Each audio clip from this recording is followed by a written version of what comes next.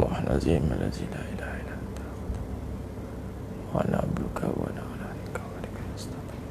A'udzubika min syarri ma laka bi ni'matika la yawaqu fi sallim wa fi ni'matika wa la yurzuqa illa ta'ala. Assalamualaikum warahmatullahi wabarakatuh.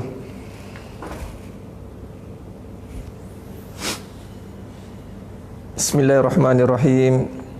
Innal hamdalillah nahmaduhu wa nasta'inuhu wa nastaghfiruh wa na'udzu billahi min shururi anfusina wa min sayyiati a'malina. May yahdihillahu fala mudhillalah wa may yudlil fala hadiyalah. Asyhadu an la ilaha illallah wahdahu la syarikalah wa asyhadu anna Muhammadan abduhu wa rasuluh.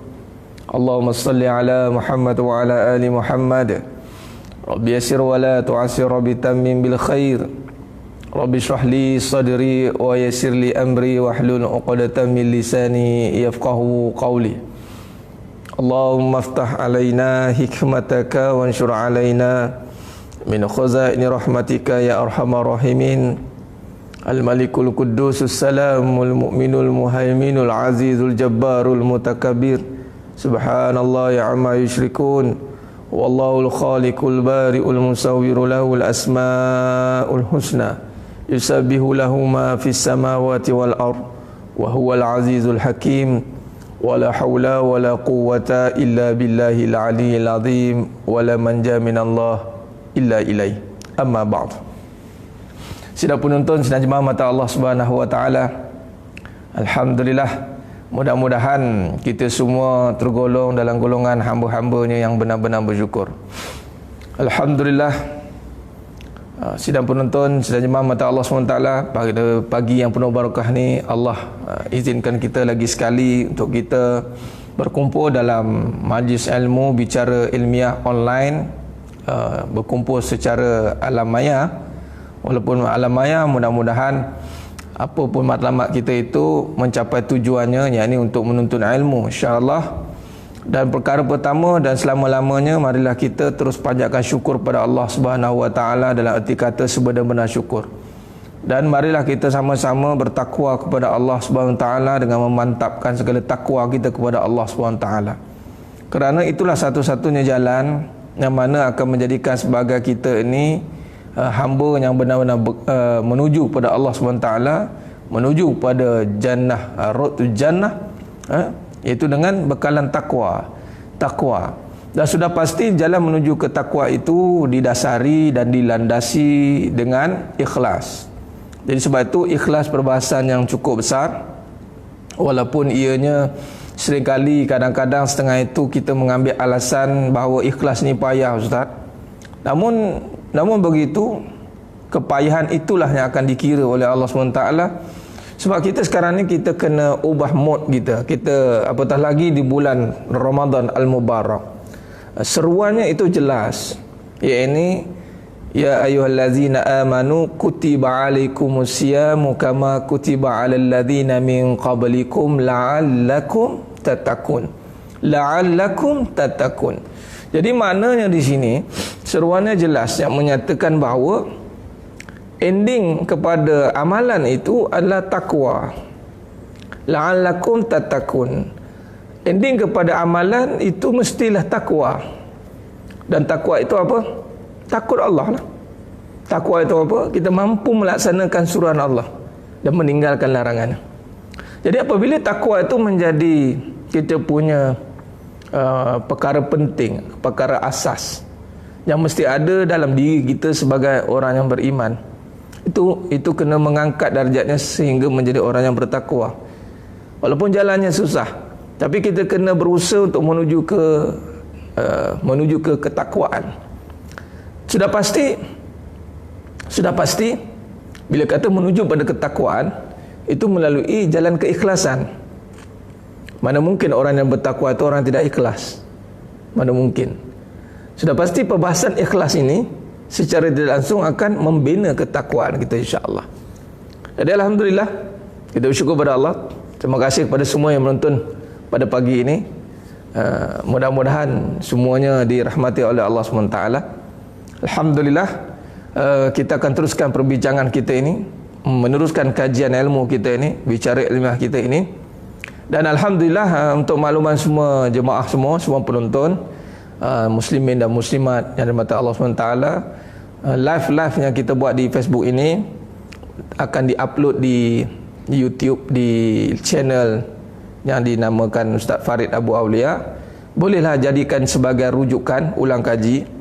Tujuan diadakan itu adalah untuk mengulang kaji. Dan saya harap sangat kepada siapa yang mengikuti pengajian ini agar selalu melakukan murajaah, agar selalu melakukan dipanggil apa? Muhasabah, murajaah pada tajuk-tajuk. Setiap perkara itu kena ulang dan dengar dan buat catatan, buat catatan. Sebab dengan catatan dan catatan itu mungkin kita dengar live, kita tak dengar. Tapi kalau kita tak catat, kemungkinan ada benda yang dah habis live kita lupa. Kemudian kalau kita tengok balik catatan, kita akan ingat. Itu pentingnya catatan. Kalau tidak catatan dari sudut manual atau catatan dari sudut handphone pun boleh. Murajaah, ulang kaji, ulang dengar. Sebab peringkat pertama kita dengar mungkin kita tahu, ataupun peringkat pertama baru dengar aja, tahu tidak lagi, baru dengar. Kemudian diulang, baru nak ambil tahu. Ulang lagi, baru nak faham. Ulang lagi, baru nak meresap. Ulang lagi, baru nak menghayati. Ulang lagi, baru boleh menterjemahkan. Banyak peringkat dia. Banyak peringkat dia. Khair. Jadi insya-Allah, alhamdulillah, bantu dulu sebarkan live kita pada pagi yang penuh barakah ni. Bantu sebarkan biar ramai yang mendapat manfaat daripada perkongsian kita pada pagi yang penuh barakah ni. Alhamdulillah, kita dah masuk ke day 6, hari yang ke-6, bicara ilmiah edisi khas Ramadan, Road to Jannah, Back to Fitrah. InsyaAllah. Jadi kita buat pengajian ini dengan tujuan pertama, sama-sama kita nak, saya dan sidang penonton semua, untuk kita niatkan keluar daripada kejahilan, keluar daripada kekeliruan. Sebab hidup ini mencari kebenaran. Ingat, hidup mencari kebenaran. Wa tawassaw bil haqq, wa tawassaw bil haqq, berpesan-pesan dengan kebenaran. Jadi memandangkan kita berada di dunia yang secara totalnya itu kebendaan. Dunia ini kebendaan. Jadi sebab itu, untuk mengeluarkan kita daripada kejahilan kebendaan ini, terperangkap dengan kebendaan, maka kita kena ada satu dorongan, tuntutan dalam kita, ada azam untuk menuntut ilmu.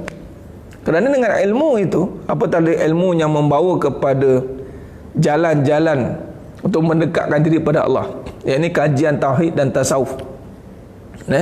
Kajian tauhid dan tasawuf yang akan menyuluh kembali dunia itu dari sudut pandangan hakikat, menyebabkan kita akan kembali melihat, kita akan kembali merungkai kembali, kita akan kembali memecahkan kembali kebuntuan, kekeliruan yang mungkin pernah bersarang dalam fikiran kita sebelum ini, dan yang lebih bahaya, bersarang dalam hati kita. Sehingga kan hari ini kita mungkin ada yang mencari jalan untuk keluar daripada kemelut hati, yang seringkali tak puas hati. Malah kita menganggap perkara itu perkara biasa. Sampai cari tu, sampai cakap begini, sampai standard lah, ustaz tak puas hati ni kan, agaknya memang macam tu agaknya. Nampak dia sampai tahap bahawa ketidakpuasan pada hati itu sebagai perkara normal. Standard lah, mana boleh puas hati. Nampak? Bila perkara itu menjadi perkara yang dah jadi adat, bahawa hidup ni standard lah, mana boleh nak puas hati, tak puas hati, bermakna hati kita ini telah dijauhkan daripada kebenaran. Sebab hati yang berada pada kebenaran, insya-Allah dia akan puas hati dalam semua keadaan. Tidak perlu lagi dipujuk rayu, tidak perlu lagi di pelbagai kata lagi untuk dipujuk, untuk dibuat kata-kata yang perlu menyedapkan hati. Tidak perlu. Sebab hati yang telah puas, Itu pasti hati yang tidak perlu lagi kata-kata yang boleh menipu daya dia. Sebab hati ni dah dapat apa yang dia nak kan. Kita dah bincang. Kenapa tak puas hati? Sebab hati tu belum dipuaskan. Kenapa hati itu belum dipuaskan? Kerana tak jumpa yang memuaskan hati itu. Apa dia? Sudah pasti yang memuaskan hati itu adalah kebenaran. Kebenaran. Dan menegakkan kebenaran ini agenda besar. Dan sunnah terbesar Nabi SAW itu membawa manusia pada kebenaran. Itulah kalimatul haq, kalimatul thayyibah, la ilaha illallah Muhammadur Rasulullah. Hati yang dalam kebenaran saja yang akan dibukakan kepuasan yang sebenar. Selagi dia tidak jumpa kebenaran, tidak merungkai segala kekeliruan, dia biarkan hidupnya dalam perception, dia biarkan hidupnya banyak dalam sekadar perbandingan, melihat orang macam tu lah kot, macam ni lah kot. Akhirnya dia hanya belajar dengan orang, dan orang itu pula mungkin tak tahu apa yang dia buat. So kita pun ikut je. Oh, dia kena macam ni je ustaz, kena suka-suka je hidup ni, kena happy-happy je. Tak semua orang akan diuji dengan begitu. Contoh ya, saya ambil contoh. Isu yang paling besar ni isu rumah tangga lah. Mendambakan seorang suami yang sweet 17, sweet 18, sweet 19. Percaya atau tidak,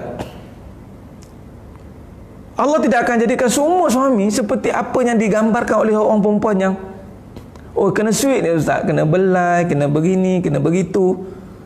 Dan ini telah digambarkan oleh seseorang individu atau sesekumpulan yang cuba membrandingkan bahawa mesti begini baru bahagia. Malah dikaitkan pula dengan hadis Nabi SAW, mafhum hadis, sebaik-baik kamu adalah yang paling baik dengan ahlinya, ahli keluarganya. Maka kita pun duk faham bahawa begitu baik pada ahli keluarga tu macam mana definisi dia. Maka dicontohkan, dipatternkan oleh setengah-setengah kumpulan, setengah-setengah individu. Begini suami yang didambakan, kata-katanya lembut, belayannya manja, memang wow, perfect.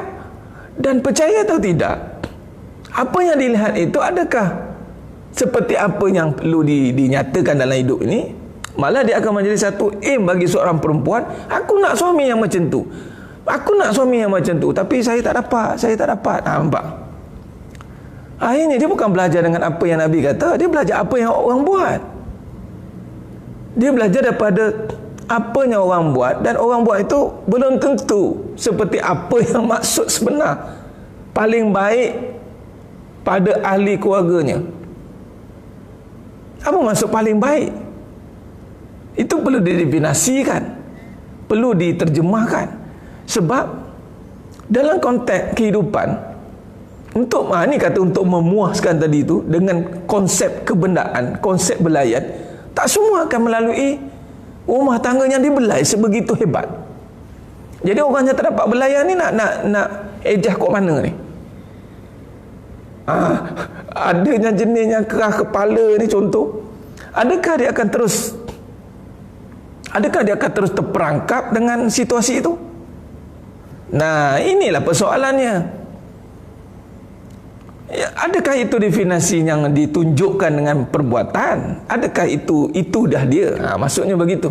Adakah kebaikan itu sifatnya adalah membelai pipi?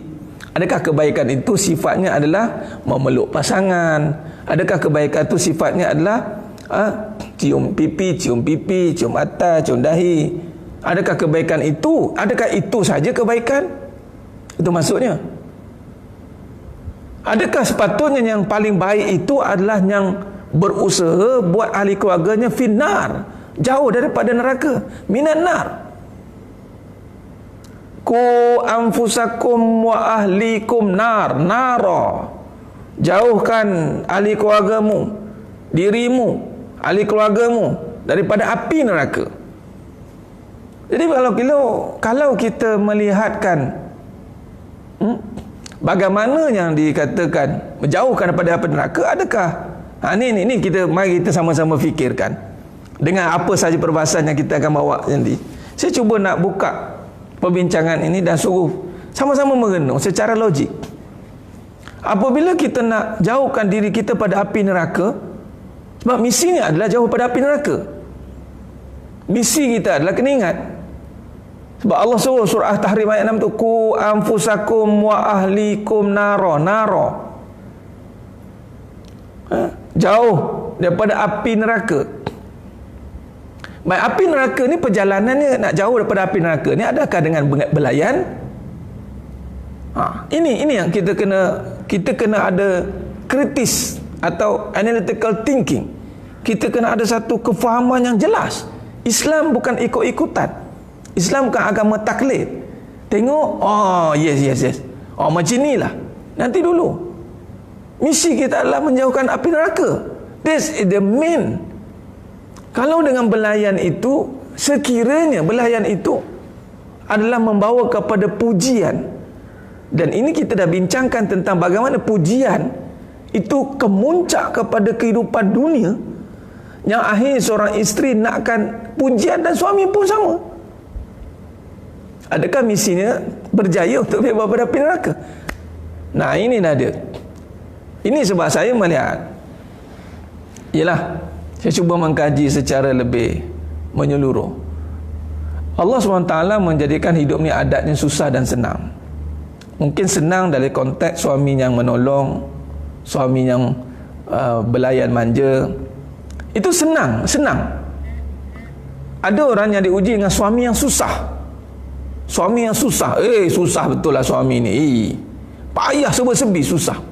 Susah senang ni adalah ciptaan Allah untuk menguji seseorang itu kedudukannya di mana.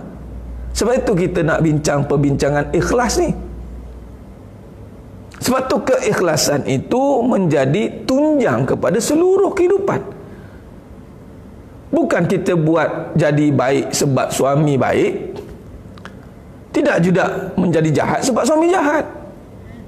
Inilah namanya ikhlas. Ikhlas ni akhirnya menjadi solusi kepada permasalahan semua permasalahan sebenarnya. Bila dikaji, sebab tu ikhlas ni kenapa? Cuba letak soalan di situ. Kenapa ikhlas ni ditekankan? Kenapa ikhlas itu menjadi perkara yang mesti ada? Rupanya bila kita tengok balik, semalam kita dah bincang tentang sifat yang tentang kaitan ikhlas dengan suratul ikhlas. Kita dah lihat bagaimana kaitan sifat surah ikhlas dengan suratul ikhlas dengan suratul ikhlas. Rupanya nak melihat pada kehidupan ni hanya ada satu, Allah. Dan hari ini akhirnya sebenarnya solusi kepada kehidupan ini adalah untuk jangan terperangkap. Ikhlas ni maksudnya mesti dengan Allah je. Orang yang ikhlas ini adalah matlamat. Ingat tajuk kita pada pagi ni, saya nak tekankan matlamat kita itu, landasannya itu matlamat itu ikhlas. Kita nak bina amalannya ikhlas, nak jadi isterinya ikhlas, nak jadi suaminya ikhlas. Bila kata bincang bab ikhlas, sebut saja bab ikhlas ni, sedang penonton, sedang jemaah mata Allah SWT, dia tak ada cerita dah bab suami zaman sekarang tak mampu tegur anak-anak. Dia bab cerita saja bab ikhlas, dia tak ada tengok orang dah. Dia sebenarnya cerita saja bab ikhlas, dia tak hirau dah apa yang berlaku depan mata dia. Yang penting ikhlas ni berbalik kepada dirinya, bagaimana nak menyingkapi setiap keadaan yang berlaku dalam hidupnya itu, sama ada Allah jadikan susah atau senang, bagaimana dia nak buat kerana Allah. Ini dia takkan seorang suami juga tidak akan letakkan isteri dia sebagai asbab untuk dia buat baik. Tak ada. Sebab suami isteri saya ni dah buat baik, saya kesian lah dekat isteri saya. Dia penat melahirkan anak saya. Dia dah macam-macam lah buat untuk saya, Ustaz. Jadi saya tak sampai hati lah. Saya mula lah. Jadi apa salahnya saya nak mengagungkan isteri saya itu? Apa salahnya? Sebab isteri saya baik. Cuba bayangkan skrip ni, apa yang saya cakap ni. Ini akan menungkak arus. Apa yang saya cakap ini sangat-sangat menungkak arus. Ada seorang suami yang disenangkan oleh seorang isteri yang begitu, ya, semua ada isteri dia. Wow, bidadari syurga. Turun. Wah, sanggup berabil, sanggup tunduk dengan suami, sanggup, semua sanggup. Dan akhirnya isteri suami dia akan sebab tu saya kena buat baik. Sebab tu saya kena buat baik, ustaz, sebab isteri saya baik. Sudah. Ini tang suami pula. Sebab itu sekarang ni bila kita balik, saya duk kaji, saya perhati balik, mohon petunjuk Allah SWT dengan kalang-kalang ulama ni. Saya tengok balik bicara-bicara daripada kitab Tazkiyatun Nafs ini, kemudian daripada Tafsir Ibn Katsir, kemudian daripada banyak rujukan lain kita tengok, daripada kata-kata Imam Al-Fudai rahimahullah ta'ala, daripada Imam Syafi'i rahimahullah ta'ala, kita kaji tengok. Wah, ikhlas ni menjadi satu perkara agenda penting. Sebab ada perkara nanti kita buat sebab benda, percayalah, kita akan buat sebab kita tak nak buat sebab kenapa saya nak layan suami saya, sebab suami saya bukannya baik. Nampak? Itu tak ikhlas. Ikhlas ni adalah dia buat tiada campur tangan susah atau senang. Dia buat ini tak ada sebab siapa-siapa, sebab Allah suruh. Allah nak dapat ini, subhanallah. Sebab itu kalau kita lihat, Qul huwallahu ahad, Allahus samad, lam yalid wa lam yulad wa lam yakul lahu kufuwan ahad. Qul, katakan, huwallahu ahad. Apa yang kita nak, itu semua pada Allah yang tunggal. Tunggal. Sebab tu kena kenal. Kena kenal.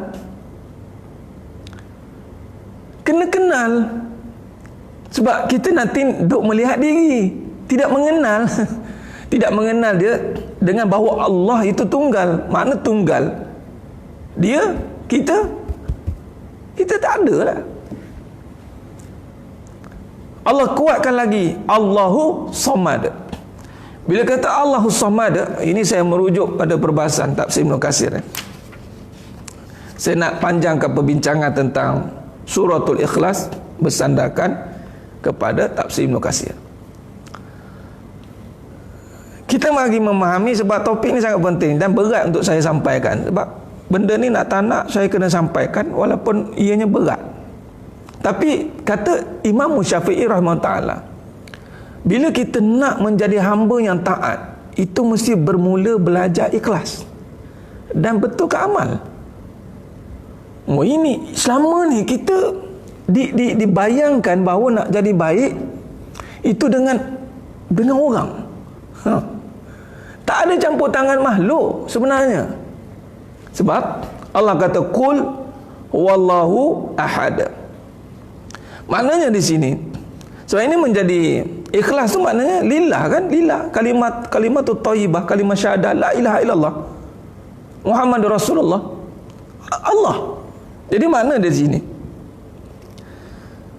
Kata al-mufassirin, qul huwallahu ahad. Katakanlah dialah Allah yang Maha Esa. Yakni dia yang tunggal dan satu-satunya, tiada tandingan, tanpa pembantu juga tanpa sekutu, serta tidak adanya menyerupai dan menandinginya. Dan kalimat itu tidak boleh dipergunakan pada seseorang pun dalam memberikan penetapan kecuali hanya pada Allah Azza wa Jalla, kerana dia yang sempurna dalam semua sifat perbuatannya. Bila kita kait semalam tentang perjalanan kehidupan kita, tunggal ini secara tidak langsung kita meletakkan diri kita. Ni kata tak ada satu pun yang menyerupai, yang boleh nak cuba tandingi Allah, tak boleh. Maka di sini kata Al-Mufassir, kata Ibn Katsir, tak ada satu pun yang mampu menandinginya, tanpa pembantu juga tanpa sekutu. Tidak ada yang menyerupai dan menandinginya, dan kalimat itu tidak boleh dipergunakan pada seseorang pun. Tak boleh. Tak boleh. Baik, tanpa sedar tunggal ni kita ada guna tak? Ada. Sebagai contoh, ini walaupun perkataan dia dalam company lah, walaupun ini bukan perbincangan, dia guna milikan tunggal, kan? Milikan tunggal. Anak tunggal, biasa tak? Tunggal.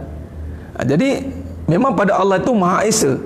Tapi bila mari pada perbincangan kehidupan, dia jadi perubahan perkataan ataupun dia jadi translate ataupun makna pada kehidupan itu tunggal. Maknanya tunggal ni dia nakkan perhatian dia je.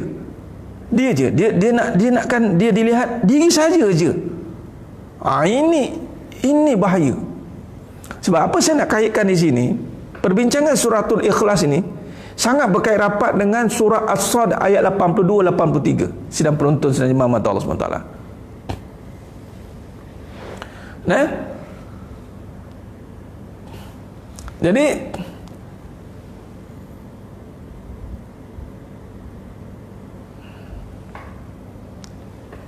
view okey ke?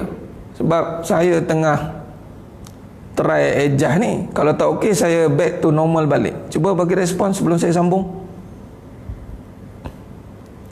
Sebelum saya sambung, view okey ke?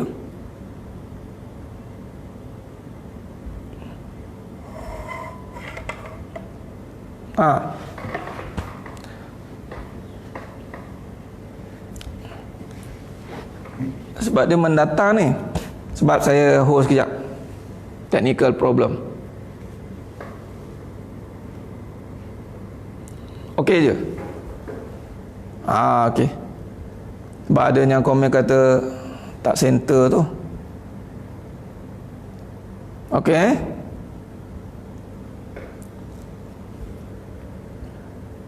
Okey, khair.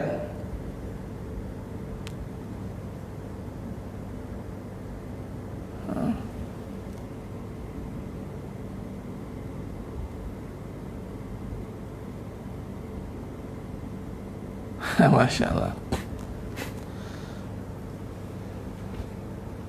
Normal Okey, baik. Nampak jauh. Maknanya okey, before ni ke ataupun sekarang ni? Sebab ini view je ada landscape. Saya cuba landscapekan dia. Sebelum ni saya horizontal. Sebelum ni saya vertical kan. Oh, gambar tak besar.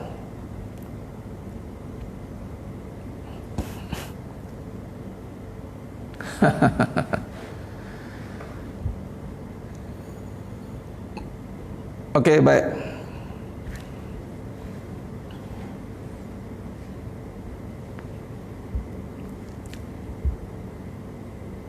Okey, baik, kita sambung. Khair. Surah As-Sad ayat 82-83 ada kaitan dengan surah As-Sad ayat 82-83. Surah As-Sad ayat 82-83. Surah As-Sad ayat 82-83 menyatakan, komen nampak vertical better. Oh, vertical better. Okay, before, right. Nur kuat.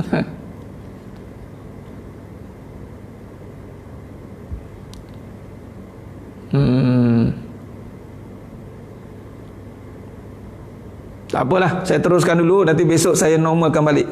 Kita teruskan dulu apa yang ada ini lagi. Suara jelas, view tu abaikan. Besok saya live, saya akan back to normal. Back to normal balik. Okay, apa besok saya akan setting back to normal balik.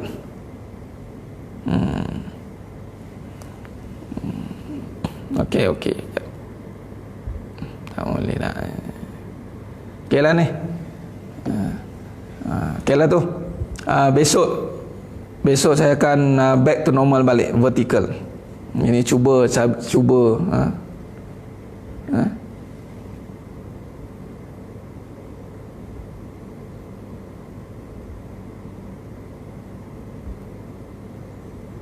Okey. Baik, sambung. Okey, sambung. Lambung belakang, tak apa, nanti saya ajar. Okey, sambung. Baik, sidang penonton, sidang jemaah mata Allah SWT. Khair. Baik, apa kaitan dengan surah As-Sad ayat 82-83? Cuba tengok. Dan surah As-Sad ayat 82-83, apa kata? Iblis dalam surah As-Sad ayat 82-83, qala fa bi izzatik la ughwiyannahum ajma'in illa ibadaka minhumul mukhlasin. Qala fa bi'izzatik la ughwiyannahum ajma'in illa ibadaka minhumul mukhlasin. Baik. Jadi cuba tengok siapa ada tafsir tu, copy paste, cuba tengok maksud surah As-Sad ayat 82 83. Cuba tengok apa kata iblis. Iblis kata sebab sekarang ni yang menyebabkan kita nak beramal ni, pertama kita bukan nak beramal dalam konteks yang banyak.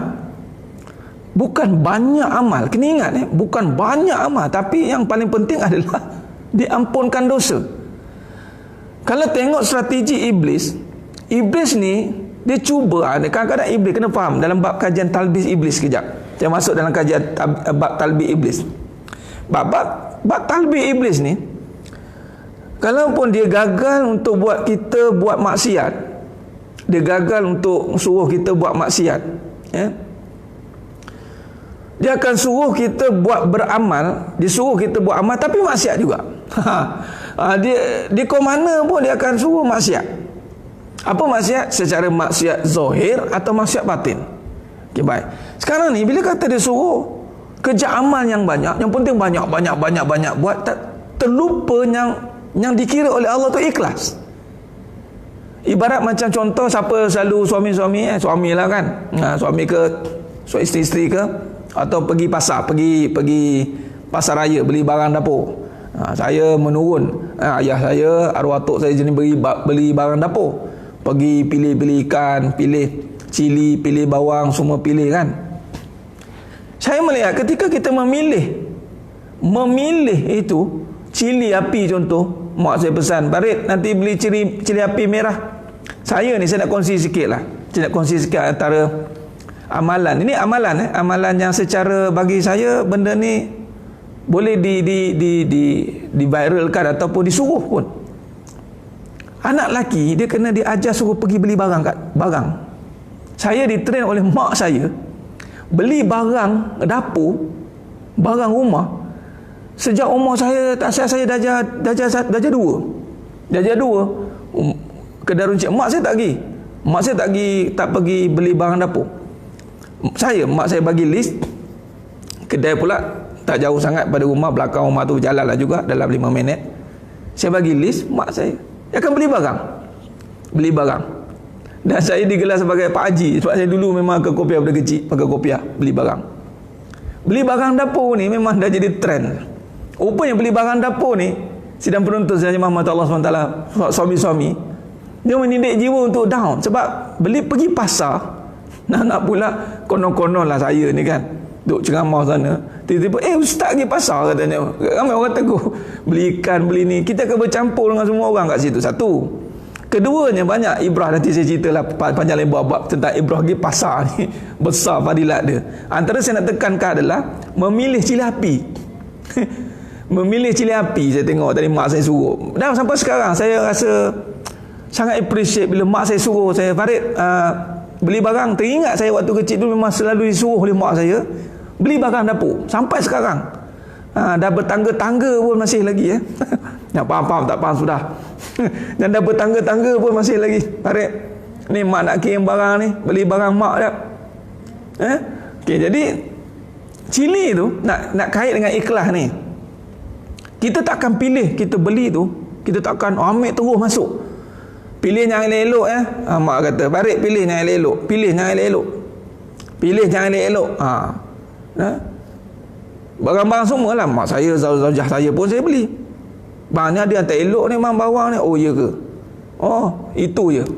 Oh okey. Jadi bukan semua bukan nak yang banyak, tapi nak yang elok. Oh memang nampak. Betul lah tu, memang saya lah tu. Memang kita jenis bila pergi pasar kita akan jadi lower down lah, kita campur dengan semua orang kan. Baguslah. Ada orang ni malas lagi pasar, suruh orang pergilah, suruh dia punya bibi lah, suruh ni macam-macam kan. Biar kita buat. Arwah atuk saya buat, ayah saya buat, dan saya diperturunkan ilmu beli barang kat pasar, pilih ikan juga tak adalah kecoh, tak tahu barang tu. Okay. Jadi masa pilih tu, soalan dia yang saya ingat adalah yang elok-elok, bukan yang banyak. Ada key point kat situ. Kita sayur nak yang elok-elok, cili-cili nak yang elok-elok, bawang-bawang nak yang elok-elok. Jadi yang elok-elok itu bukan yang banyak. Jadi maknanya kita tertipu dengan yang banyak. Iblis kata qala fa bi'izzatik la ughwiyannahum ajmain illa ibadaka minhumul mukhlasin. Iblis kata, aku akan sesatkan semua cucu cicit anak Adam. Nampak tak? Kecuali illa ibadaka minhumul mukhlasin, kecuali hamba-hambaku yang hamba-hambamu yang ikhlas. Mukhlasin yang terpilih lah. Maknanya bila kita melihat perbincangan ikhlas ini, perbincangannya compulsory dan mesti diulang berkali-kali, berkali-kali. Baik, saya cerita duk pasal tu sebab nak cerita tentang nak cerita nak beli barang ni. Maknanya bukan sewenang-wenangnya kita boleh beli apa yang kita nak, tetapi mesti pilih yang baik. Jadi maknanya iblis dia suruh kita fikir banyak, bukan fikir yang baik. Contoh orang perempuan buat kerja rumah, saya buat banyak orang kerja rumah, tapi yang ikhlas yang mana? Sila-sila yang ikhlas tu, yang ikhlas yang mana? Yang ikhlas yang duduk je. Oh, saya ikhlas betul duduk. Duduk tu baru ikhlas. Ikhlas tu baru duduk. Ya. Yang lain semua tak ikhlas sebab dalam hati dia kata bukan aku ni, patutnya, nampak tidak. Dan kalau pun dia buat, buat itu terkesan dengan diri yang tunggal, meletakkan diri itu sebagai orang yang saya je yang kena buat, saya je. Jadi bebanan itu letak bahawa dia ingat kebaikan tu atas beban dia je. Ini yang bahaya. Sebab tu kata, kalau kita rujuk balik, kul huwallahu ahad, kul huwallahu ahad. Jadi maknanya nak mengatakan tunggal ini sepatutnya hanya pada Allah, tetapi kita dok rasa kita ni tunggal tanpa kita sedar. Kita masakan asyik kita je satu, ataupun kita je yang boleh buat.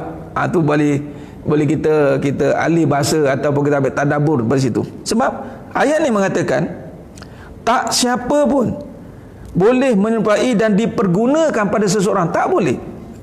Tunggal ini, esa ni tidak boleh pada seorang, tak boleh. Baik.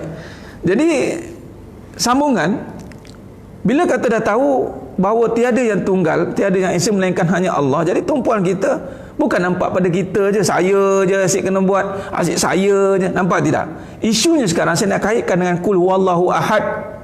Kul huwallahu ahad dengan kaitan dengan surah As-Sad tadi, bahawa surah As-Sad tadi 80-83, iblis dia cuba nak alihkan kepada nampak pada diri dia, yang mana iblis banyak amal tapi tak puas hati.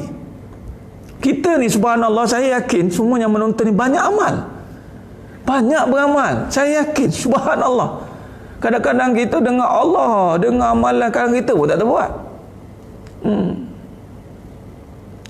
Ya, sebab itulah dia tidak nampak. Bila tak nampak, kena perbahaskan. Kita kena perbahaskan lah tak nampak tu. Sebab ini bukan soal hukum yang boleh dibetulkan dengan ni tak ikhlas. Sebab tu kita kena fahamkan tujuan. Puan Aziah Nayan. Sebab tu sekarang ni, bila kita bahaskan, kena faham perbahasannya adalah fahamkan tentang kaitan. Bukannya nak menghukum. Kita tak ada ni perbuatan ikhlas, ni tak ikhlas, ni ikhlas, ni tak ikhlas. Bukan. Ikhlas ni kerja Allah. Kita tak nak setelah kita buat banyak-banyak, kita tahu tak kita ni? Oh, tak tahu, tak ikhlas. Kalau tak tahu, macam mana kita nak jaga? Itulah maknanya dengan ilmu. Betul, riak. Lawan ikhlas riak. Dan ini yang Nabi paling takut.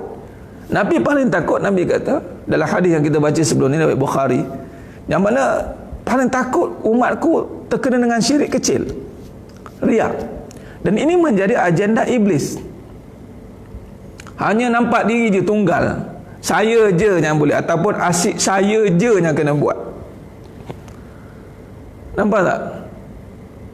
Jadi sekarang ni kita kena belajar. Ini ikhlas ni hukum pada diri, bukan hukum pada orang. Bila belajar ikhlas, letak pada diri. Dan dia tak tengok pada suami dah. Dia tak ada. Bila cerita bab ikhlas, konsep ataupun kaedah cerita ikhlas ni dia kena letak pada diri. Jangan letak pada orang. Jangan dia tahu payah ni suami sekarang ni tak ramai. Jangan kata suami, jangan kata isteri, kata diri ni. Aku ni ikhlas ke tak ikhlas? Aku rasa aku tak ikhlas ni. Kan kita dah bincangkan sebelum ni, kita kena risau kita tak ikhlas. Jangan kita serah, tak apa, yang penting Allah tahu niat kita ni. Ya, yang penting Allah tahu, yang penting Allah tahu. Betul ke yang kita tahu Allah tahu? Kaedahnya. Nampak? Jadi maknanya sekarang, pertama kita nak kena pasti apa dia punya kaitan-kaitan yang menyebabkan kita lari daripada matlamat keikhlasan itu. Pertama tadi bila kita kait dengan suratul Ikhlas, Qul huwallahu ahad, maka di sini Al-Mufassir mengatakan kalimat itu tidak boleh dipergunakan seseorang dalam memberikan penetapan kecuali hanya pada Allah, tak boleh. Sebab apa kita dah cerita tentang Maha Esa, Wahdaniyah. Kita tak sebut kita Maha Esa, kita tak sebut. Kita tak akan sebutlah macam tu. Cuma nak bagi tahunya, kita je nampak diri kita je, dia perasan diri tu. Saya je kena buat. Saya je. Je tu maknanya tunggal lah, nampak kita je lah. Dia tak nampak bahawa ini suruhan Allah. Patutnya bila kata ikhlas, Allah dah suruh aku buat. Kalau Allah yang suruh aku buat, so why kita nak argue asyik aku je yang buat? Baik, bila ikhlas, bubuh kat diri. Ingat, cara nak bahas ikhlas, bubuh kat diri. Bubuh kat diri. Hukum atas diri sendiri ikhlas ni, bukan hukum atas orang lain. Jangan hukum atas orang, sebab ikhlas ni kerja individu. Sidang penuntun sidang imam mata Allah SWT. Khair, sambung. Bila kata kita nak keluar, pertama kita tanggalkan niat. Sebab semalam saya bicara sepintas lalu. Sekarang kita bicara dengan lebih mendalam tentang perbahasan ini. Baik. Maka jelas yang pertama, tidak boleh letakkan pada diri je. Dan ini memang iblis akan iblis akan jadikan dia sebagai agenda untuk asyik saya je, dia je. Mula nampak je habis. Nak tengok diri sendiri, subhanallah, memang susah. Tapi bila dengan ilmu, insya-Allah, dengan ilmu yang benar, kita akan dibimbing oleh Allah Taala. Okey, baik. Bila kata kita sibuk menguruskan keikhlasan diri sendiri, kita tidak akan sibuk menguruskan keikhlasan orang. Jadi kita kena faham, bila kata Qul huwallahu ahad, bila amalan tu kita ingat Allahu ahad, Allah je yang tunggal, Allah je yang esa, dia je yang suruh saya, bukan suami suruh. Okey, bukan suami suruh buat baik ni, bukan suami suruh, bukan mak suruh, bukan orang suruh, bukan siapa-siapa suruh, Allah suruh. Allah suruh, direct Allah suruh. Qul huwallahu ahad. Oh, ingat Allah melalui kalam Rasulullah sallallahu alaihi wasallam, clear. Allah suruh saya ceramah, ada orang suruh? Tak ada, Allah suruh. Allah suruh saya pergi pasar, Allah suruh. Allah saya buat baik dengan isteri, Allah suruh. Isteri pun sama. Oh, Allah suruh saya suruh sabar, Allah suruh, Allah suruh, Allah suruh. Itulah Qul huwallahu ahad. Sebab hakikatnya hanya Allah je yang esa. Tak ada satu suruhan yang datang dari selain, tak ada. Suruhan tak datang dari makhluk sebenarnya. Ingat, suruhan tidak datang dari makhluk. Tak ada. Tak ada suruhan datang dari makhluk. Ini siapa suruh? Tak ada. Dia mesti suruhan itu datang pada Allah, kalam Rasulullah, terus ke bawah. Okey, baik. Allah suruh, clear. Baik. Jadi nanti baru kalau nanti bila kita dah faham ni, barulah kita akan masuk husnuzan. Husnuzan akan masuk bersangka baik. Kerana kita belajar perantara sebenarnya itulah dia. Tergelincir ni, sebab itu tergelincir, cakut tergelincir, sebab tu ada kaitan dengan surah Ikhlas. Surah Ikhlas itu kita nak kaitkan yang pertama, ingat Qul huwallahu ahad. Allahu ahad. Sebab tu cuba tengok kisah Bilal bin Rabah. Kisah Bilal bin Rabah ketika Allah uji Bilal bin Rabah, ni sebelum hijrah ni 13 tahun kan, diseksa di pulau. Bilal bin Rabah radhiyallahu an, dihempak batu, kisahnya sangat popular. Dihempak batu kat belakang. Apa yang terkeluar pada Bilal bin Rabah? Ini kita belajar daripada sahabat. Apa definisi ahad? Maka keluar daripada mulut Bilal bin Rabah, ahadun ahad, ahadun ahad. ahadun ahad. Tengok. Maknanya hati sahabat radhiyallahu anhum ajma'in ini bersinar kerana sentuhan direct pada Rasulullah SAW. Ketika ujian tu datang berat, batu tu dia nampak itu suruhan dari Allah. Allahumma shalli ala Muhammad wa ala. Payang tak? Dia tak ada mula geram, dendam, kurang ajar betul lah aku ni kena. Nampak makhluk tu yang duk menyeksa. Tapi bila Rabah radhiyallahu an, ketika dihempap oleh batu, ahadun ahad, ahadun ahad. Nampak? Clear. Jadi ini kita boleh ambil ibrah dan pengajaran. Mungkin kita ya perlu dilatih. Kita ini mungkin kita boleh belajar. Kita mungkin tak dihempap dengan batu. Kita dihempap dengan tanggungjawab, dengan suami yang susah, tak belai. Ahadun ahad lah. Allah je ada. Allah je yang ada. Allah suruh. Allah suruh. Allah suruh aku sabar. Allah suruh aku sabar. Allah suruh aku senyum. Allah suruh senyum. Nampak clear, direct. Subhanallah. Ini makam lah, ini sahabat, makam sahabat. Kita kena belajar dengan orang yang dah ikhlas lah. Kita belajar dengan orang baru nak belajar ikhlas, buat apa? Kita belajar yang dah terbukti keikhlasan. Itu sahabat. Para sahabat itu terbukti keikhlasan. Apa ciri orang yang dah terbukti keikhlasan? Apa ciri? Dia tak merungut pun dengan keadaan. Tak merungut pun dengan keadaan. Orang yang dah terbukti keikhlasan, dia tidak berungut dengan keadaan. Tak ada. Dia tidak merungut dengan keadaan, tidak tenggelam dalam pujian, tidak merungut dengan kesusahan, tidak tenggelam dengan kesenangan. Tak tenggelam.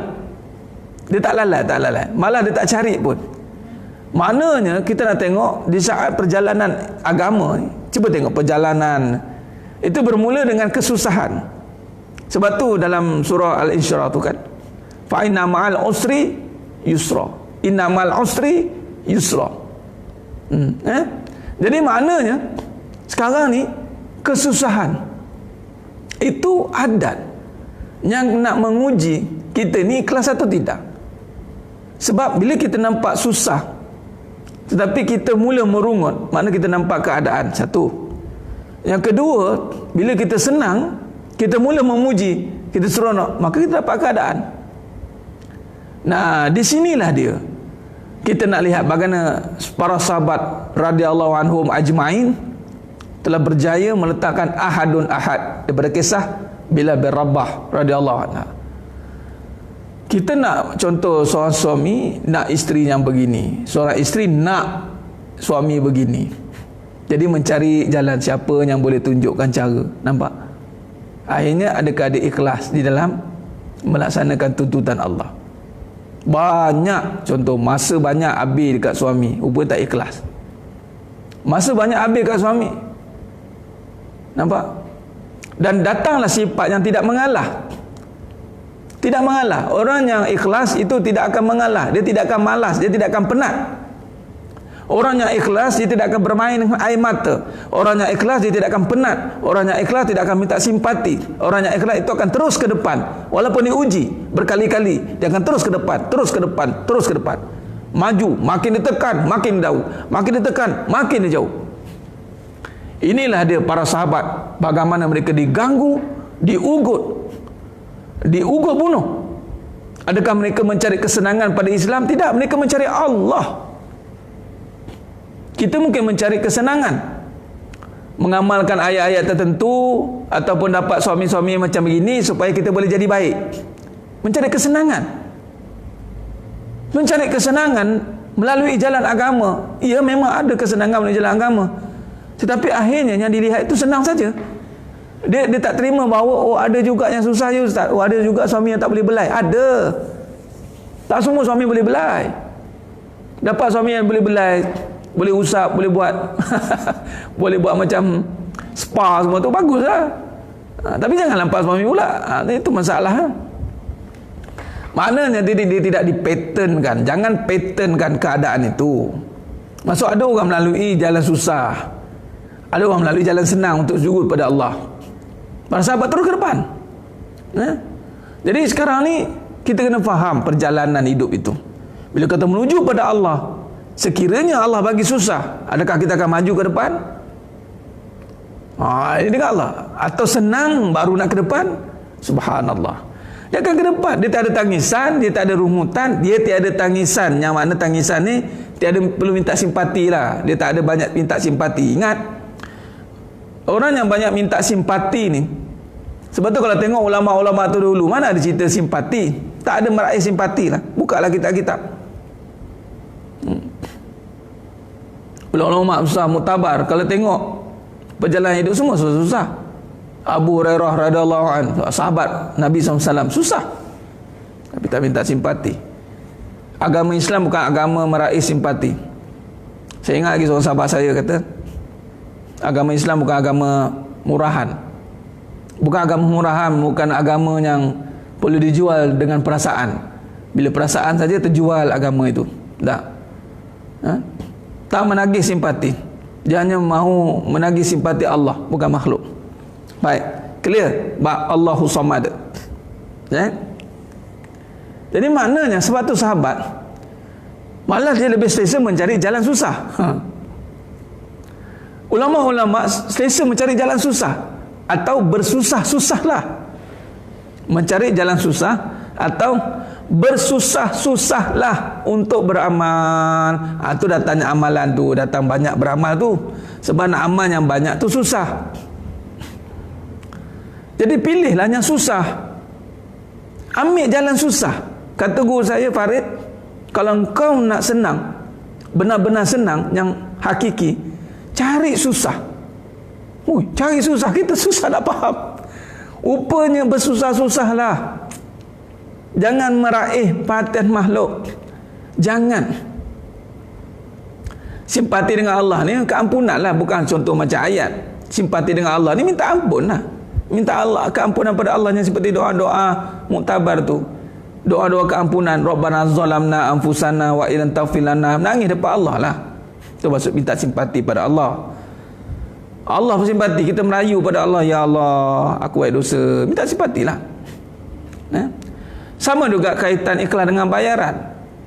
Bayaran ni kata nanti kita kerja tak ikhlas lah. Ikhlas ni kerja hati. Bayaran ni soal ada tak ada itu bukan jadi isu. Patutnya kalau katalah dia letakkan bayaran itu sebagai min dia, maka dia tak ikhlas lah. Tapi sebagai keperluan saja, maknanya dia tak mengganggu prestasi dia. Bayaran ni tak mengganggu prestasi dia. Dia nak amal-amal. Bayaran itu sebagai keperluan dia. Nak makan minum dia, bayar minyak, tol apa semua. Tak mengganggu pun momentum ceramah dia ke. Tak mengganggu pun. Macam contoh suri rumah lah. Ada bayaran? Tak ada. Tapi buat kerja, terus buat kerja. Dia buat kerja sebab apa? Sebab ini sudah jadi tanggungjawab. Maknanya setiap amalan, setiap perbuatan sudah menjadi tanggungjawab dia. Dah jadi tanggungjawab dia, maka dia akan buat je lah. Maksud jangan cari susah tu. Susah yang mana untuk beramal. Yang mana dia cakap jangan cari susah tu, cari penyakit. Jangan cari benda yang boleh merosakkan. Tu tengoklah perbahasannya mana. Kalau tanya kenapa apa yang dicari susah tu, kena faham lah. Yang saya ni perbahasannya cari susah ni maknanya untuk menuju pada Allah tu jalan susah. Dia tak ada jalan senang lenang. Dia tak ada jalan tergulik-tergulik, jalan pujian, jalan belayan, tak ada. Dia jalannya adalah jalan sentapan. Dan terus ke depan, sentap terus, jalan, tegas. Belayan itu ada insya-Allah. Dalam perjalanan susahan ada belayannya. Dan yang paling penting, di syurgalah tempat ganjaran semua balasan ganjaran yang kita harapkan dulu, yang ditangguhkan di dunia. Itu cara, begitu cara dia. Khair. Jadi mana susah ni, kalau contoh beramal, dengar macam dengar tengah live ni, susah-susah dengar, khusyuk dengar, ambil pen ke, ambil kertas, catat, ulang kaji, itu susah. Susah-susah. Nak solat susah-susah, pakai sempurna, pakai contoh, dia preparation dia itu susah. Itu masuk susah-susah, teliti. Sebab dia nak bagi pada Allah. Bila nak bagi pada Allah, jangan ambil mudah, jangan ambil sambil lewa. Jangan buat sambil lewa, sebab semuanya untuk Allah. Bila kata semua untuk Allah, please do the best. Sebab Allah. Jangan ambil mudah. Jangan tertipu dengan iblis. Tak apa, tak apa, tak apa. Sebab tu kita main buat amalan banyak-banyak tapi ambil mudah. Kita tak ambil kualiti. Sebab tu kualiti itu menjadi teras. Itulah ikhlas. Bukan sekadar janji yang penting solat, yang penting jadi isteri. Yang penting jadi isteri. Patutnya yang penting solehah. Bukan isteri itu semua orang boleh jadi isteri. Semua orang boleh jadi isteri. Islam ke tak Islam ke, semua jadi isteri. Tapi soalnya solehah itu orang beriman saja. Nampak?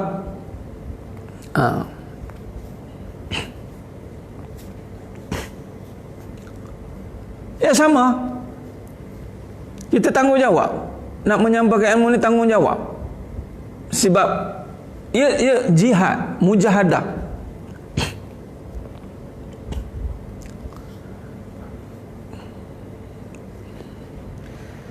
Sidang penonton, sidang jemaah mata Allah SWT. Cari susah. Dan cari susah yang paling besar juga adalah jangan cari pujian. Cari pujian itu benda yang senang. Semua orang nak. Cari susah. Jadi orang tak puji. Susah tu nak buat. Semua nak menonjol diri. Nak menonjol diri. Nak menonjolkan diri dia. Okey. Sidang penonton, sidang jemaah mata Allah SWT. Sebab tu perbincangan ikhlas ini kan saya mulakan dulu high class. Ikhlas adalah high class. High class ni maknanya dia kena do the best tanpa ada campur tangan makhluk, tanpa ada campur tangan keadaan, tanpa ada campur tangan semua perkara. Dia nampak Allah, lalu dia kena buat all the best. Nak Allah puji tu, Allah akan puji, tapi tak semudah itu pujian dapat. Sebab tu iblis beramal banyak, akhirnya Allah tak puji.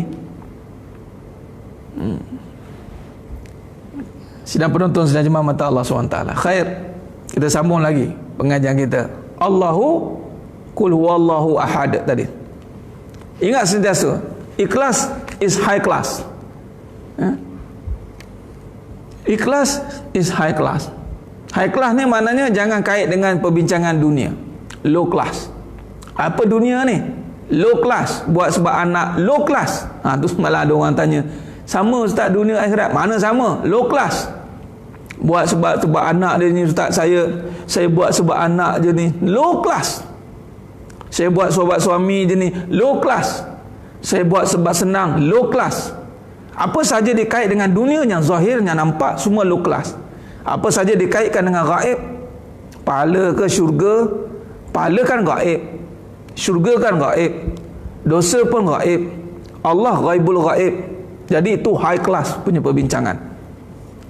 Kaitkan dengan duit, low class.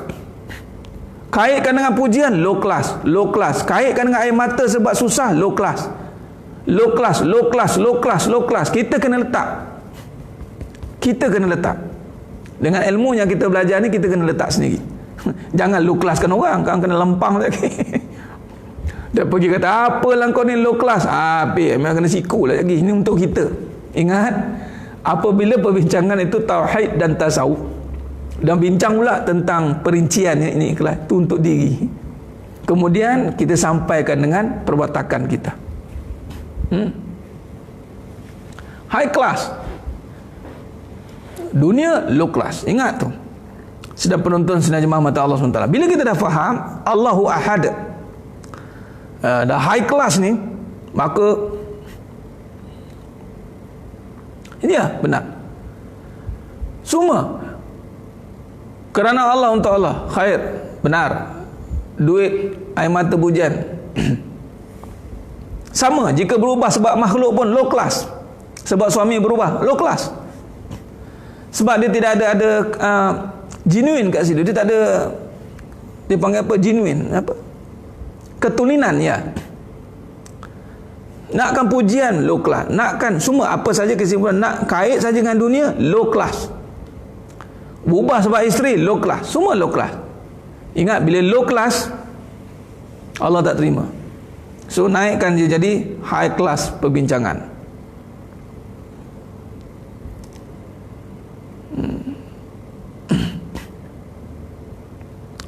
Sidang penonton, sedang jemaah mata Allah SWT. Khair. Kita sambung lagi sikit insya-Allah. Jangan, sebab tu jangan letakkan abah saya nak, awak saya nak. Jangan. Kalau kita sebagai bapa cakap ke anak-anak atau isteri, Allah nak kamu berubah. Bila macam tu tunjukkan, kalau sebab Allah, kita akan buat do the best. Jangan berkira lah.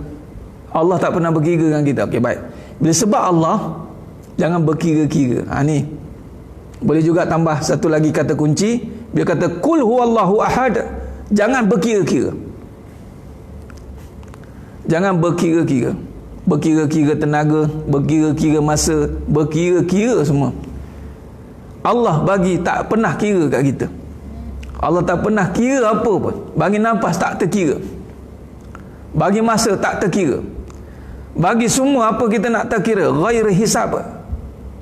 Jadi ketika kita nak balikkan kembali kepada Allah, jangan berkira-kira. Jangan berkira-kira. Tu je. Berkira ni maksudnya apa? Kadang kalau aku buat, kadang aku dapat apa? Kadang kalau suami baik, kadang kalau aku baikkan suami tak baik, kadang dia masih lagi jadikan berkira-kira tu masuk apa? Makhluk sebagai dia punya percaturan dia dalam perubahan dia. Kadang orang cakap apa? Kadang orang cakap apa? Kadang kalau saya menjadi baik, kadang orang kata saya gini. Kadang saya begitu, kadang saya begini. Makhluk tu jadi kiraan dia menyebabkan dia akan berkira-kira untuk beramal. Habis.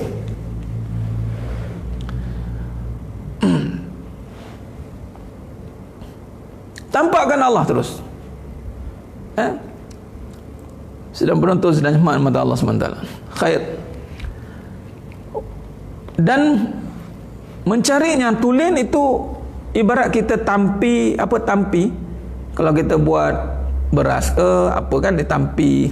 Nak cari yang fine, yang paling tulen tu, dia perlukan proses. Jadi bila kata kita tak berkira-kira tu proses. Dan memang bila kata tak berkira-kira tu, mana kita akan susah lah. Sebab semua orang ambil kira ambil kira faktor dunia.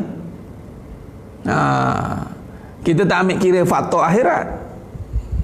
Contoh sabar. Sabar saya ada tahap, Ustaz. Sabar saya ada tahap. Ambil kira. Sebab apa? Selagi mana orang buat baik dengan saya boleh sabar. Tapi orang sekali orang buat jahat dengan saya dah hilang sabar lah. Nampak? Dia ada tahap pula. Sedangkan sabar tanpa tahap. Kalau ambil faktor akhirat, tak ada tahap. Sampai bila saya nak sabar? Sampai syurga. Sampai syurga. Kalau ada limitation, habis.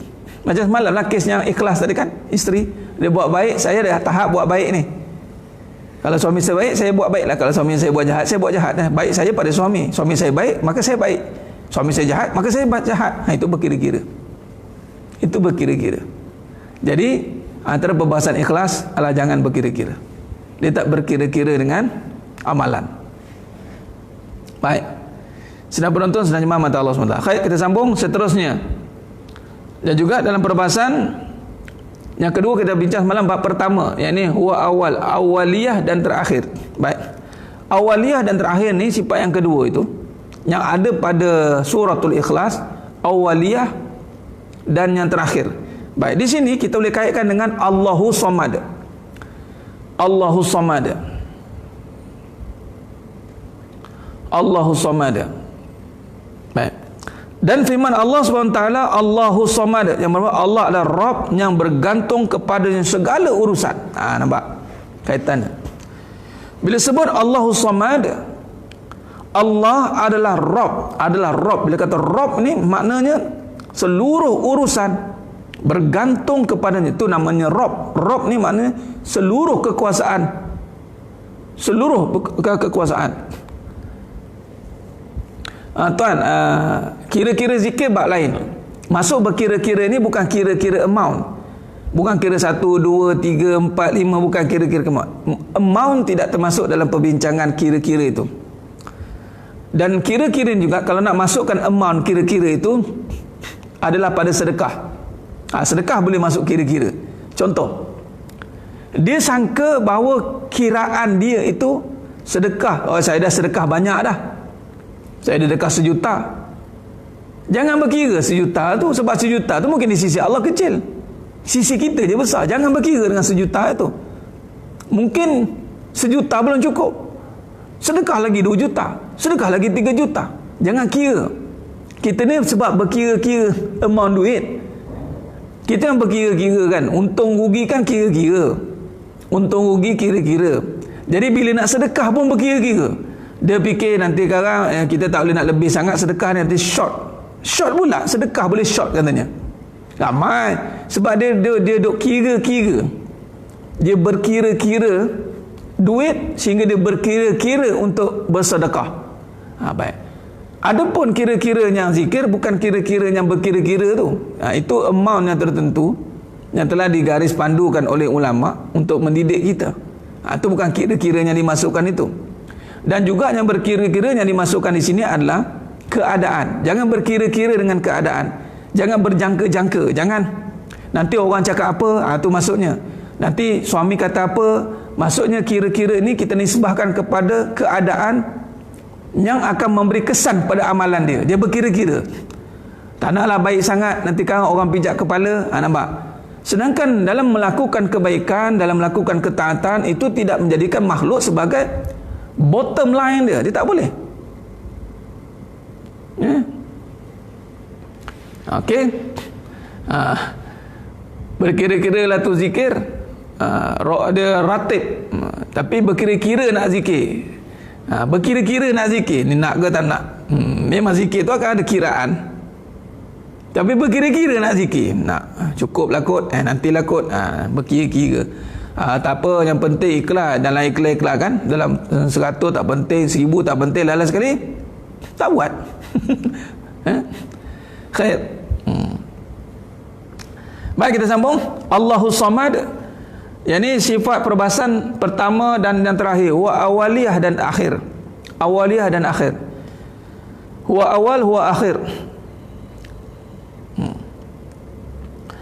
Allah adalah Rabb yang bergantung kepadanya segala urusan.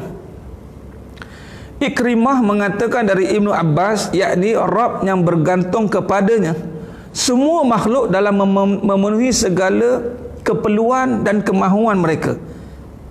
Ali bin Abi Talhah meriwayatkan dari Ibnu Abbas radhiyallahu an. Ali bin Abi Talhah meriwayatkan daripada Ibnu Abbas, daripada Ibnu Abbas, dia adalah Rabb, mengatakan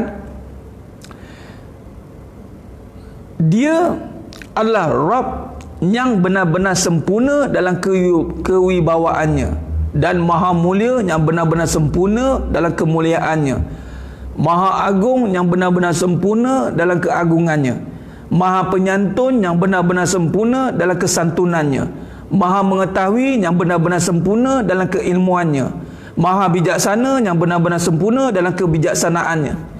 Dan dia adalah Rabb yang telah sempurna dalam semua kemuliaan dan kewibawaannya. Dia adalah Allah maha suci. Semua itu merupakan sifatnya yang tidak boleh disandangkan kecuali hanya kepadanya. Tidak ada yang menandinginya, serta tidak ada sesuatu pun yang setara dengannya. Maha suci Allah yang maha tunggal, lagi maha perkasa. Baik, ini kata Imam Ali bin Abi Talib, Ali bin Abi Talhah, Ali bin Abi Talhah meriwayatkan pada Ibnu Abbas radhiyallahu anhu. Dalam konteks Allahus Samad, maknanya di sini kita faham di atas tiada lagi yang lebih awal daripada Allah Ta'ala, yang mana Allah lah tanpa ada pengawalannya, tanpa ada permulaan. Makna ketika kita berhajat, dalam hajat kita ni Allah lebih dahulu akan memenuhi hajat kita sebelum manusia lain ambil alih. Sebab tu antara cirinya Allah akan bantu seseorang itu adalah dengan Allah mempermudahkan dia untuk berhajat meminta. Meminta apa jugalah. Wa'imah dalam sekecil-kecil benda dalam keperluan dunia. Perlukan makan, perlukan garam, perlukan apa saja. Apatah lagi Allah, aku perlukan keampunan engkau. Dari sekecil-kecil benda hinggalah sebesar-besarnya, semua hajat itu pada Allah.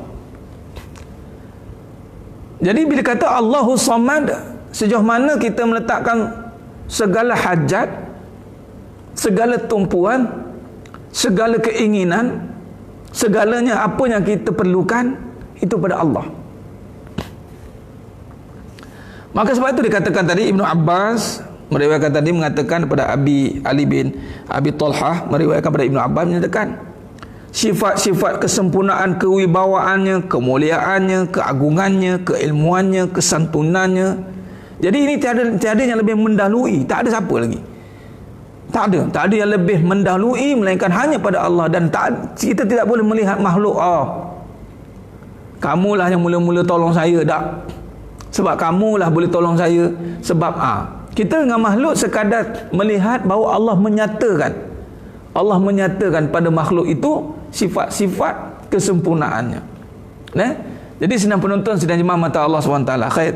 Dalam perbahasannya Allahus Samad ini, Imam Al-Hasan mengatakan juga Allahus Samad, As-Samad yang maha hidup lagi maha berdiri sendiri, yang tidak akan pernah berakhir. Sedangkan Ikrimah mengatakan As-Samad yang tidak ada sesuatu pun keluar darinya dan tidak juga makan. Ar-Rabi bin Anas mengungkapkan dia adalah Rabb yang tidak beranak dan tidak diperanakkan, seakan-akan dia menjadikan ayat setelahnya sebagai penafsirannya. Ini dalam Mufassirin.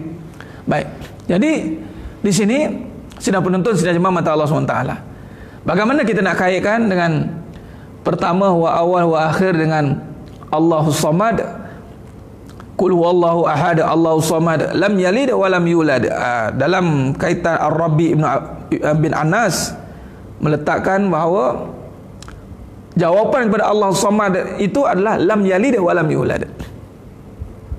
Jadi maknanya bila kita meletakkan maha awal tanpa ada yang mengawalkan, tanpa ada permulaan, maka permintaan kita ini, setiap hajat kita ini, kita kena yakin dan iktikad bahawa memang Allah tahu dah. Allah tahu, tinggal kita ni tak sabar dalam nak mengharapkan pertolongan itu. Itu dia. Kita kena letakkan bahawa tidak boleh letak awal dan akhir tu pada diri. Kita tahulah, kita tahu. Saya yang tahu hajat kamu, saya yang tahu keadaan kamu. Tak ada. Sebab itu jangan sesekali cuba menghukum makhluk atas keperluan makhluk. Sebab kita sesama makhluk, kita tak boleh tentukan dah kamu setakat ini dia. Terutama bagi isteri-isteri contoh, dah abang cukup satu je, cukup. Yang mencukupkan itu bukannya makhluk, Allah. Sebab tu kita tidak boleh letakkan kadaran cukup itu dengan amount. Contoh income, kalau dalam bisnes, kita kena ada 20,000 sebulan, 30,000 sebulan, cukuplah, baru kita steady. Tak juga. Kita tahu ke berapa yang cukup bagi kita? Tak tahu. Bila kata tak tahu, makanya di situlah kena datangnya pengharapan kepada Allah. Itu datangnya hanya sembah Allah tu. Sebab bila kita tak tahu, jangan kita memandai-mandai menentukan keadaan kita ni. Ini kena ada duit baru cukup ni, kena ada sekian amount baru cukup. Kita tidak boleh menentukan keadaan kita, apatah lagi berkaitan dengan rezeki yang Allah dah aturkan secara azalinya. Kita hanya berusaha, dan usaha kita itu ditakdirkan oleh Allah Subhanahu Wa Taala. Ditakdirkan oleh Allah Subhanahu Wa Taala itu dengan sempurna, dan Allah gerakkan kita untuk berusaha untuk mencukupkan keperluan kita. Dan 4 baru cukup, ya. 4 baru cukup itu apa definisi 4 baru cukup? Maka Allah Maha mengetahui. Maknanya bukan kita juga meletakkan 4 saja cukup, atau dia tidak boleh 4 tak cukup.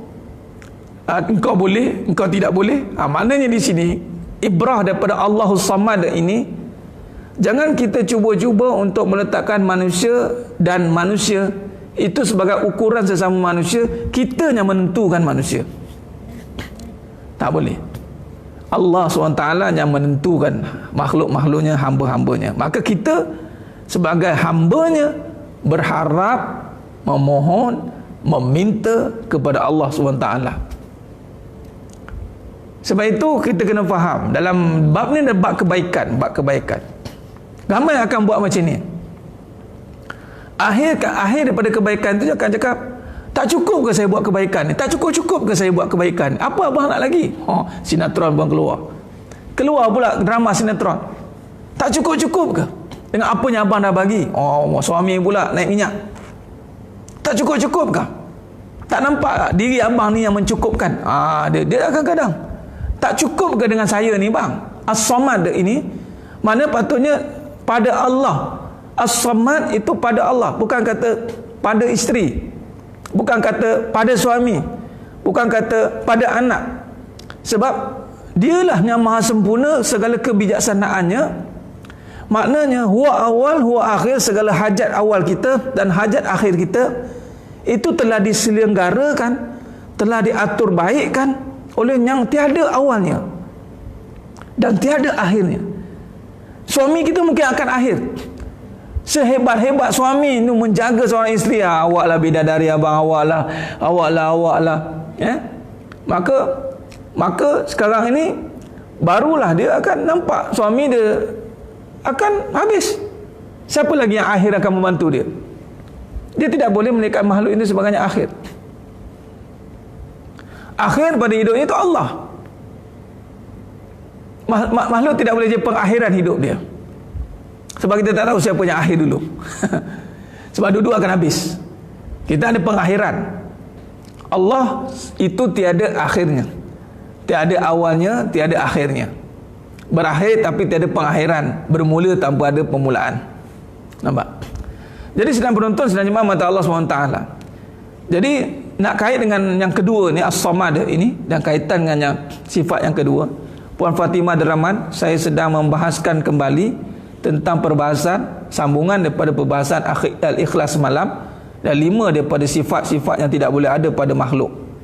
Dan saya dah sentuh yang pertama, tunggal, Allahus Samad, Allahu Ahad, Allahus Samad. Dan kata kunci saya dah bagi tadi tentang bagaimana kata-kata yang kita dah katakan tadi pada manusia, jangan pujian tadi, bila jangan letakkan keadaan diri dan meletakkan kesempurnaan. Kesempurnaan itu dia menjadikan perbahasan ini keseluruhan dia diperlukan.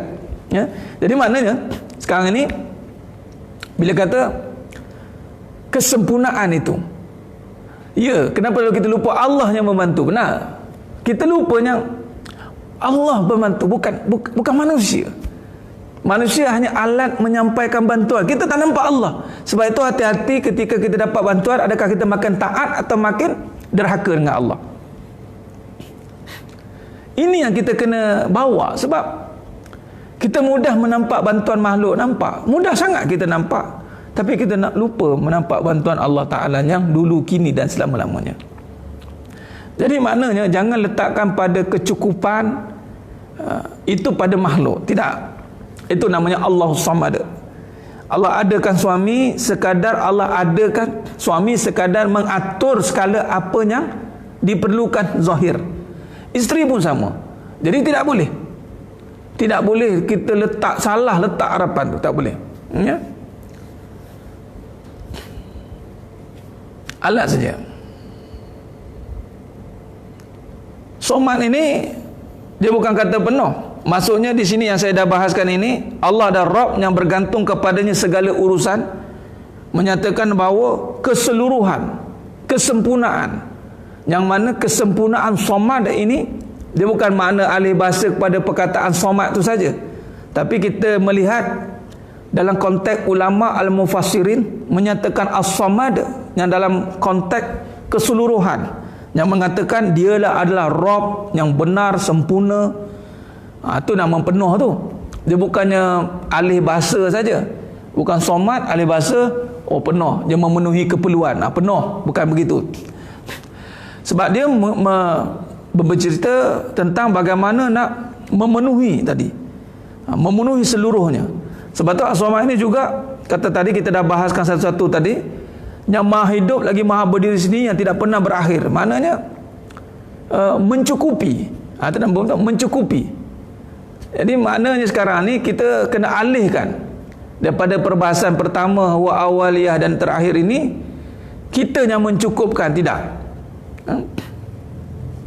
Jadi maknanya kita kena melihat, kita berlihat dengan keimanan. Sebab bila kata ikhlas ni dengan keimanan, bahawa kita melihat Allah Ta'ala yang memenuhi segala permintaan kita, bukannya makhluk yang memenuhi permintaan kita. Walaupun makhluk membawa secara zahir syariatnya asbab, melalui makhluk tu datanglah apa saja hajat yang kita perlukan tadi, tetapi iman mengatakan bahawa permulaannya itu dari Allah, mesti dari Allah dan kembali kepada Allah. Jadi senang penonton, senang mata Allah SWT. Jadi saya rasa cukup setakat itu dulu perbahasan kita pada pagi yang penuh barakah ni. InsyaAllah kita masih lagi berbincang dalam landasan ikhlas. Kita baru berhenti dekat As-Samad.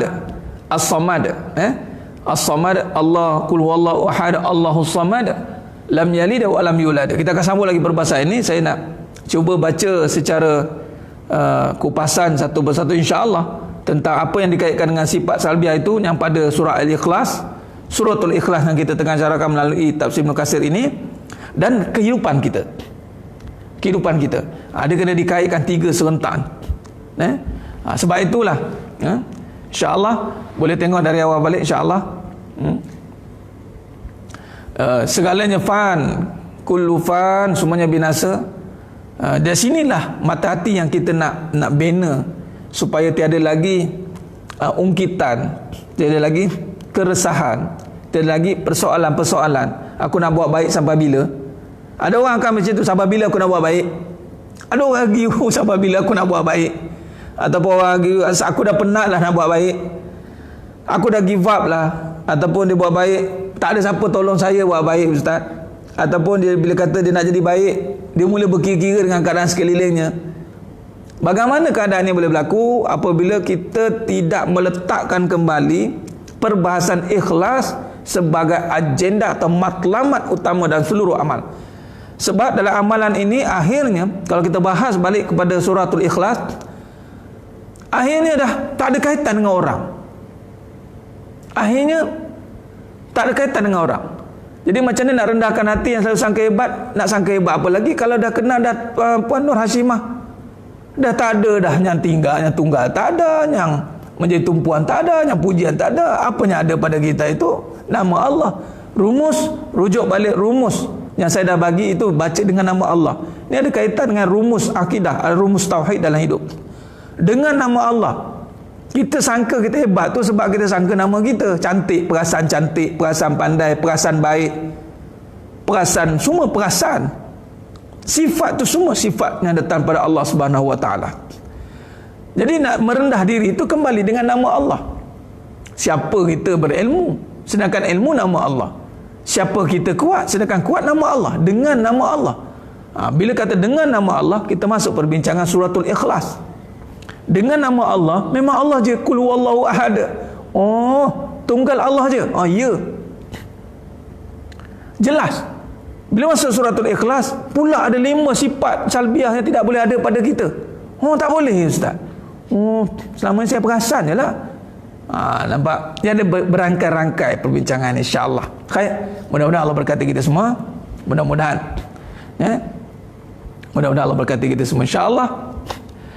Mohon pada Allah Ta'ala berikan kefahaman, bantuan kita dalam beramal, kerana dengan Allah sajalah segala-galanya. Dengan Allah, carilah kekuatan dengan Allah, kerana kita menggunakan nama Allah tanpa perlu ada campur tangan makhluk Allah, kerana makhluk itu juga memerlukan bantuan Allah. Jadi dengan Allah lah kita fahamkan hidup kita dengan Allah, dengan nama Allah, insya-Allah. Khair. Jadi kita akan sambung lagi perbincangan ini pada siri yang seterusnya, bicara ilmiah online, Road to Jannah, Back to Fitrah, pada hari yang ke-7 besok insya-Allah, pada waktu yang sama, standby mode 9.45 insya-Allah. Dan untuk makluman kepada jemaah yang menonton, kita sama-sama bantu. Saya ada 2 kuliah yang cuba untuk dibuat melalui page Majlis Ilmu UNW. Saya akan page, patut saya nak page semalam dekat live semalam. Saya akan page dekat semalam dan hari ini punya. Besok ada kuliah zuhur. Siapa yang ada ke lapangan boleh bersama saya untuk kuliah zuhur. Tak lama lah, macam ni kita live ni lama, besok sejam saja, tak lama. Dan juga saya ada lagi satu kuliah nanti, mungkin saya tengah tengok itu untuk di surah At-Taqwa di Bukit Jalil. Saya akan mula mungkin asar atau lepas tarawih. Itu tak selalu, mungkin 2 kali saja. Saya akan maklumkan. Jadi mohon kepada semua jemaah sokong page itu, majlis ilmu itu, kita imarahkan dia. InsyaAllah imarahkan majlis ilmu. InsyaAllah. Jadi cukup setakat itu saja. Aku qouli hadza wa astaghfirullahalazim li wa lakum wa billahi taufiq wal hidayah. Wassalamualaikum warahmatullahi wabarakatuh. Kita tangguh dengan tasbih kafarah dan suratul Asr. Subhanakallahumma wa bihamdika asyhadu an la ilaha illa anta astaghfiruka wal 'asr innal insana illa alladziina amanu wa 'amilus salihati wa tawassaw bil haqq. Wallahu a'lam bishawab. Takbir, Allahu akbar.